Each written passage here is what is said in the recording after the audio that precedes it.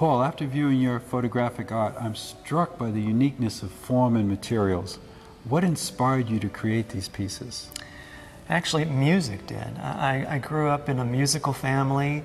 I started playing the piano at age 6, and then I began composing my own work as an early teenager.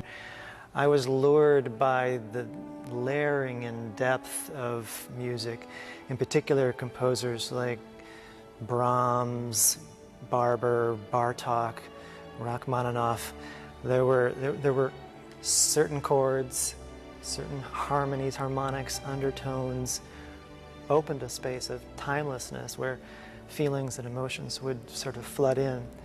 And my intent with photography was to try and see if I could capture that same presence, that same sense of emotion and feeling that I had experienced in music. So Paul, can you tell our audience about the materials and techniques that you use in your photographic art? While most photographers use a 35mm camera to capture motion so that they can go click, click, click, click, click, click, click as someone's moving, instead I use a large format 4x5 camera. It's a lot more difficult to use and to be able to get an image because they only have one chance. But if I get the shot, it's a much better quality shot that I can enlarge to the size of a wall without any blur or grain. I take these large slides or negatives and I place them on a light table and I start to play and pray and play, and I wait for and look for the magic, or for the magic to find me. So what you see in a final print is exactly what I see on the light table.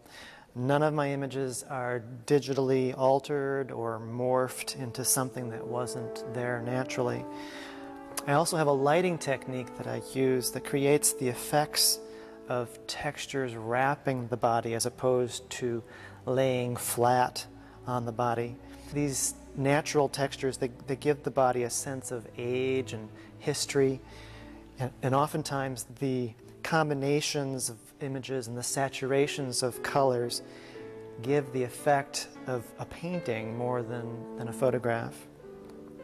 All of these images are images of merging with nature in different forms and fashion, whether it be a door with wrought irons on it and the person seems to be emerging out of the texture, or we have here a male figure with mountains, snow-capped mountains in the background and motion, and as if he's sort of struggling to either free himself from nature or to expand his own form into something that is a natural form.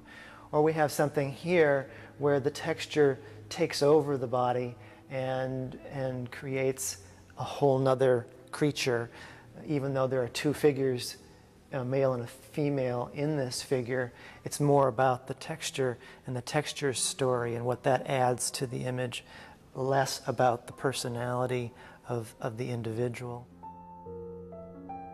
Along with photographing textures and bodies, I also photograph flying bodies, and as well as textured landscapes, which are textures on textures.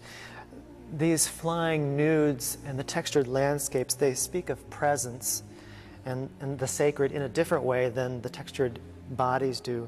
They're more like opposite ends of the spectrum.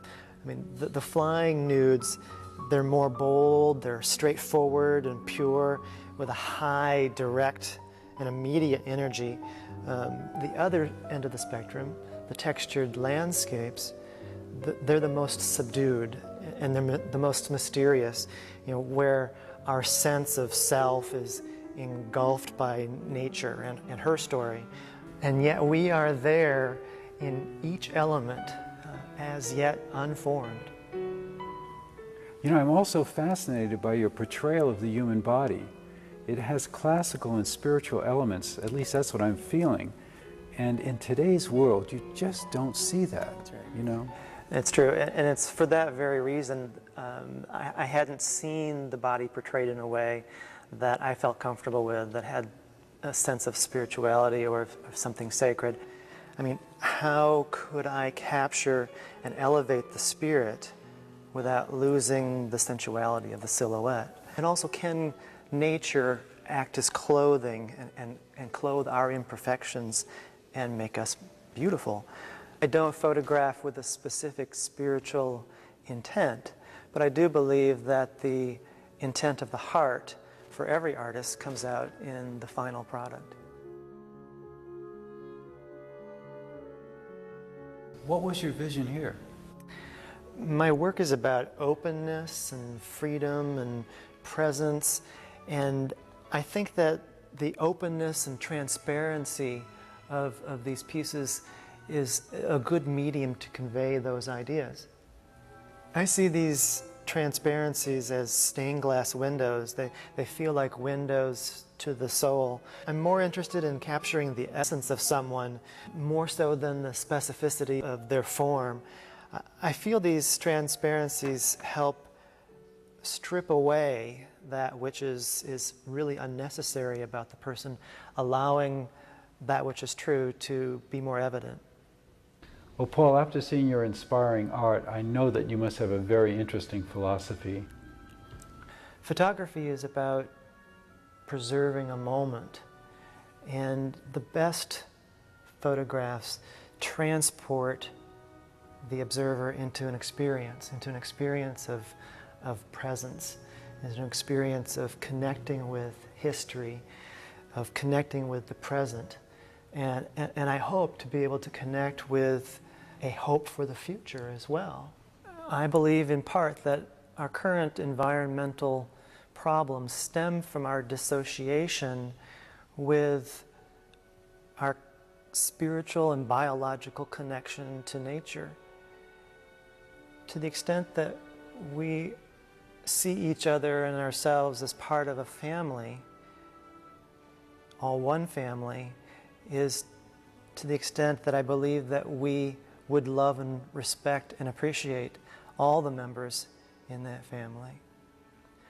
I hope that my photographs in that way can highlight the connection and the sacredness that we have with nature. Finally, Paul, you talk about transporting the viewer to a new experience. And I'm just wondering, what's on the horizon for you? Where will you be transporting the viewer to next?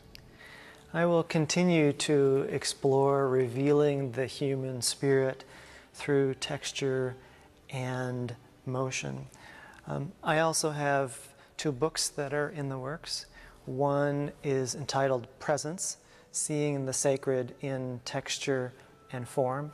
And I also have another book of portraits, as yet unnamed. I'm also branching out into custom portraiture for individuals as well as for commercial use, so that anyone can incorporate my technique into their own lives to be able to have images of themselves in combinations with nature, creating custom portraiture.